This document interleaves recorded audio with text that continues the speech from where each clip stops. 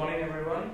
I'm Jean-Philippe Fourès. I'm from Iguane Solutions, which is I will talk today about our Goca contribution to the OpenNebula systems. So I will just introduce what is our company, and then I will focus on what we did on the Goca, what is the Goca and what we did on it, and some example of applications using the Goca. So our company is a French company based in Paris, and we are a service provider, mainly hosting systems for our customers. So as we are based in Paris, our major systems are in 3 data centers in France around Paris, and we also have some facilities in the US and in Asia. So we are infrastructure experts. We have a DevOps culture for 10 years now, more than 10 years. We always use open source tools, so that's why we use OpenNebula. And for the moment, we only have one cluster based in Paris using 10 KVM nodes, and we think about opening a second one by the end of the year, hopefully. And we are cloud degradation specialists, so we are deploying our customers on premise using physical hardware, and we can also extend their infrastructure in the cloud on OpenNebula. So why and when we choose OpenNebula? It's small history. For 7 years, we used VMware for hosting cloud solutions. It works very well, but it has some drawbacks for our usage. The license is quite expensive. We had a hyper-converged solution based on vSAN, and it's quite complicated to debug when you have an issue. And it's kind of black box, and we don't like that as a good solution. So it has a lot of complexity, but for the typical usage, it might be too much. So last year, I joined Iguane Solutions to create a new cloud service, and we decided to select OpenNebula because it's very simple for the simplicity. It's simple to deploy, it's simple to maintain, it's simple to contribute, it's simple to customize. Thanks to the API friendliness. And of course, we can also manage VMware clusters. Thanks to OpenNebula, we can also manage public clouds on EC2, on AWS, on Azure, and since last year, also with bare metal as a service. So we are thinking about the entire features of OpenNebula, but for the moment, it's only KVM, but we are thinking about extending it. So now, so that's why last year we deployed our first customers. We deployed our first cluster, and it's working very well thanks to the support of Christian, who deployed the clusters, of the entire community of OpenNebula. And that after deploying it, we decided, okay, so now there are APIs, how can we use them, and maybe we can also contribute to them.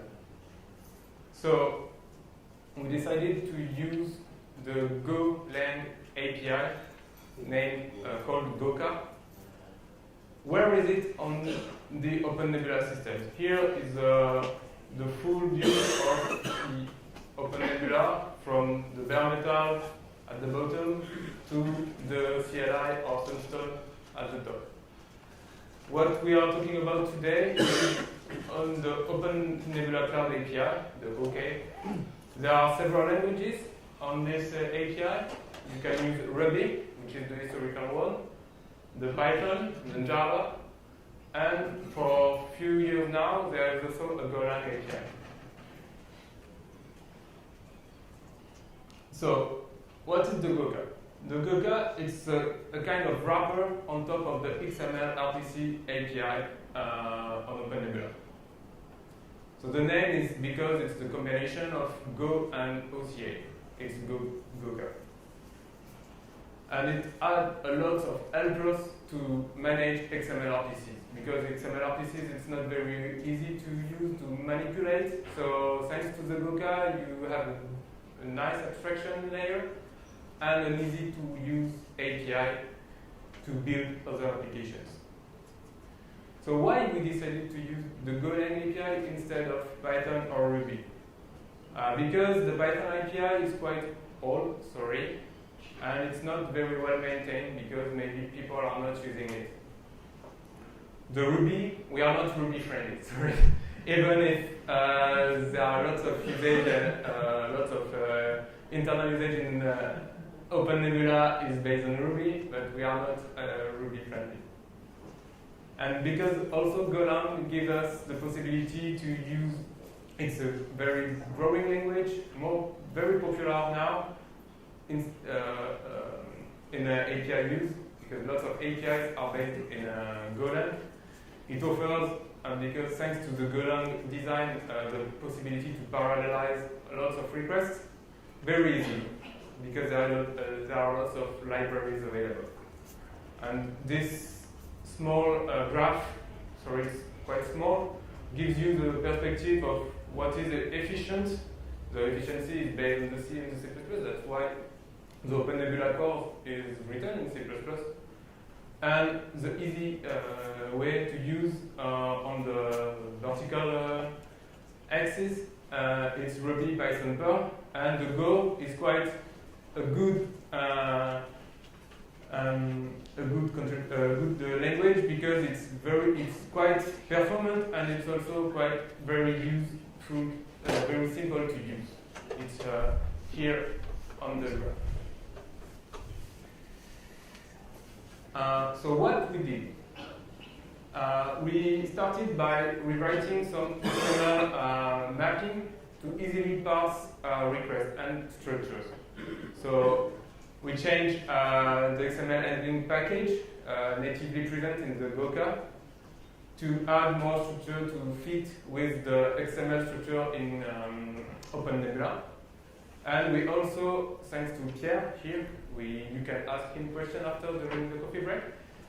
We also added some dynamic management of the entire templates structures, because there are lots of customized templates in OpenNebula objects, so it's easier if we have something to manage them easily. We also reworked the architecture to go to the MVC design pattern, which is the model view controller.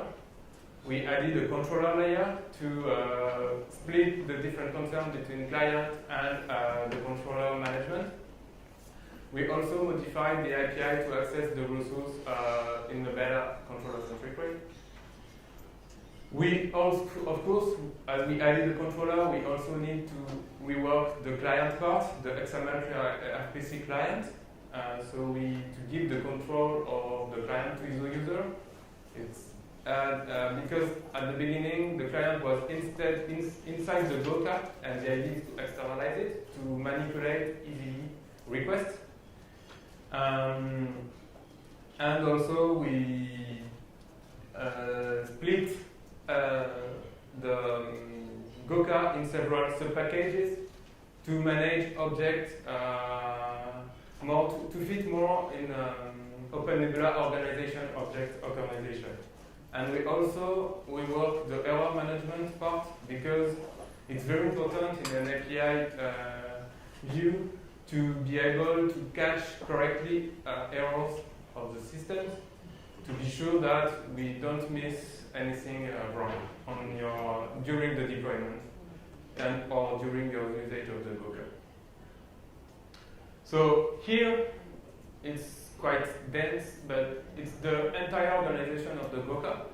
So at the top you have your OpenNebula cluster, and you have the different layers. So you have, first of all, the Goca part, the main package with the controller and the client files, and also you have one file per object. And then you have the schema part, which contains a sub-package of each object to ease the organization. So it contains the description of XML structures for each object. You don't have to build XML directly using the Goca, you just have to use the functions. So, small example of the workflow, how it works on daily usage. So you have the Goca, the controller part, which is instantiate each object inside its controller. So you can eat the manipulation of the object.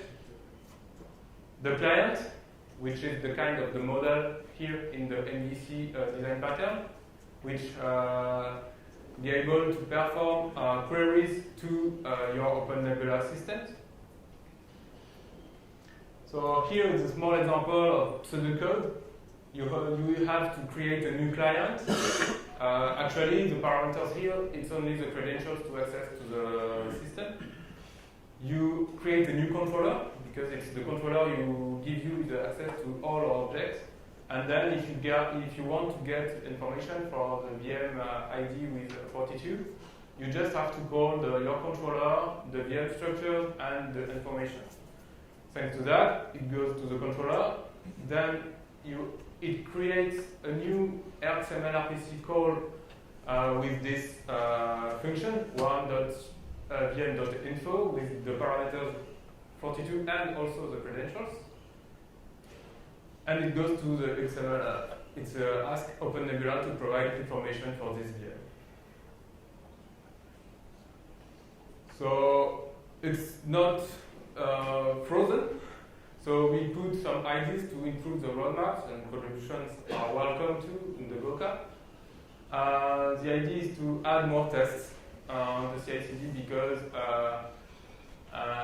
thanks to the big contribution of the growing of the OpenNebula features, we also need to adapt the Goca API to fit with the new features, and it's important to have a good test coverage to avoid breaking change, or to be sure that they are correctly managed, and also to be sure that we cover the entire features in the Goca.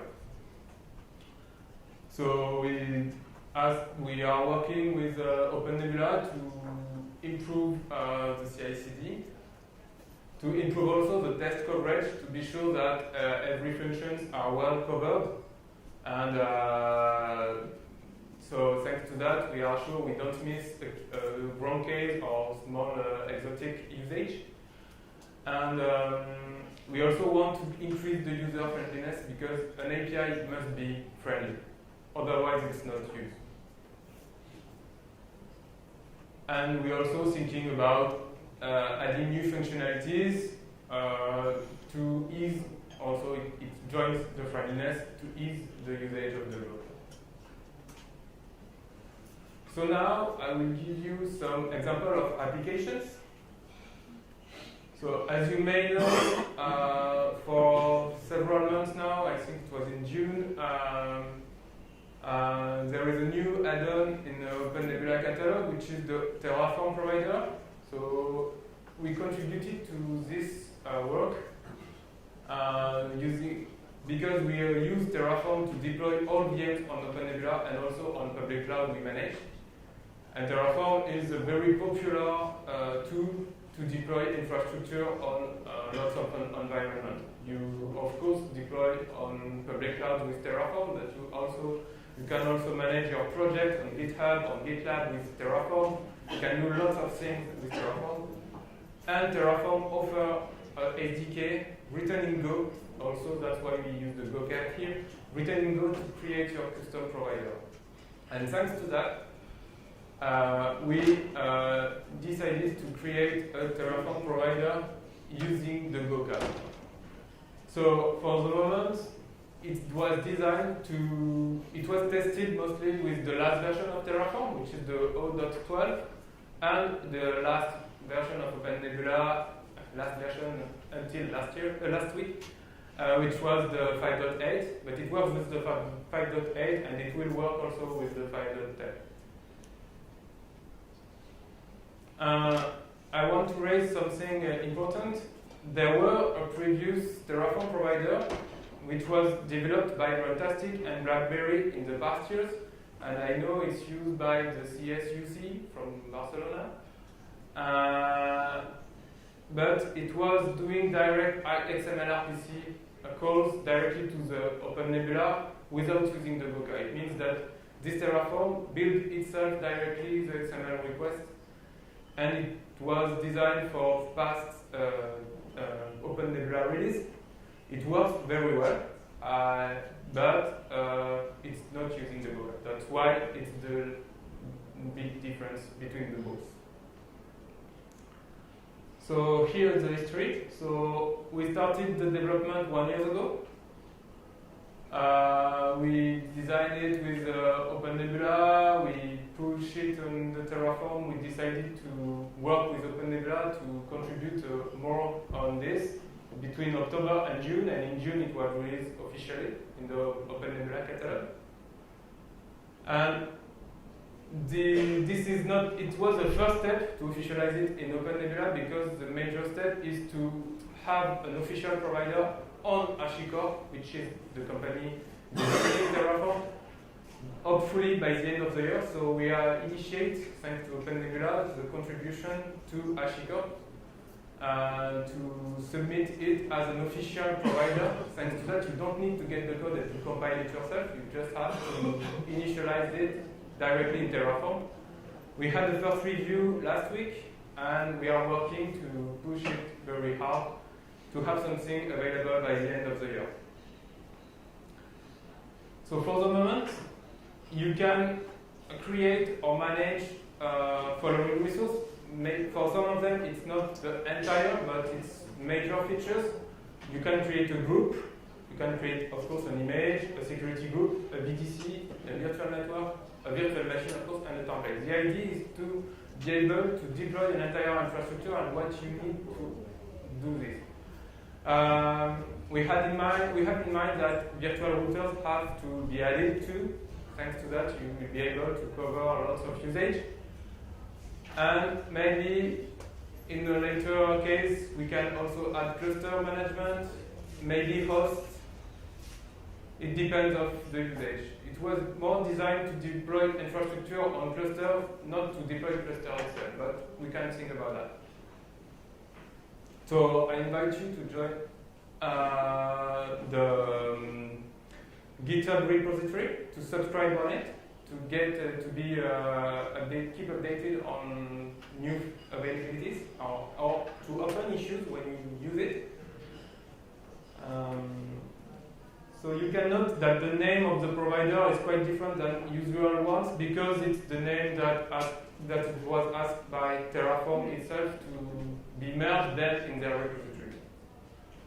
So if you remind the previous schema, here it's in purple you have all files used by the Terraform provider for the moment. Another application, it's the last one for today, is more something internal. It's called the Sismograf plugin. Sismograf and Sismology. It's the internal system to get all the metrics for entire environment at Iguane Solutions. It's a custom-based solution based on Prometheus for collecting the metrics, and FluxDB for storing the points, and Grafana for dashboarding. And we developed an agent to catch metrics on all VMs and servers. It's called Sismograf because it's based on Telegraph code. And we designed, on Sismograf you have several plugins to get metrics for systems, to get metrics for applications. And so we decided to write a plugin specific to get metrics for OpenNebula using the Goca. So the agents, you have agents on the VM, get metrics for systems, and we have agents on all OpenNebula fronts to get metrics for OpenNebula. The Sismograf plugin specifically designed to OpenNebula is here, and thanks to this, we are able to get all the metrics you have on your Sunstone API, but here it's centralized in the same system than the other one.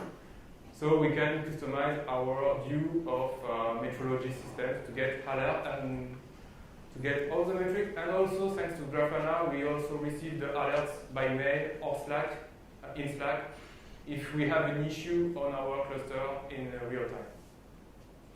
And in that case, we also use more than lots of files specifically to get metrics.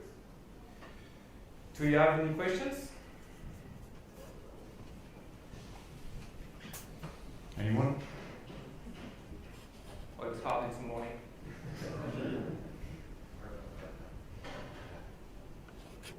All right. Thank you. High five, Jean-Philippe.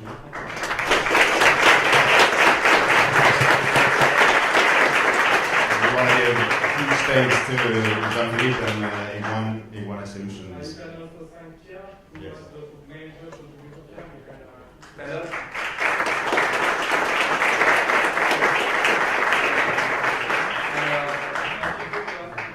During the coffee break or this afternoon, I will focus on the Terraform provider with a small team. Awesome. Thank you so much. That was a huge contribution.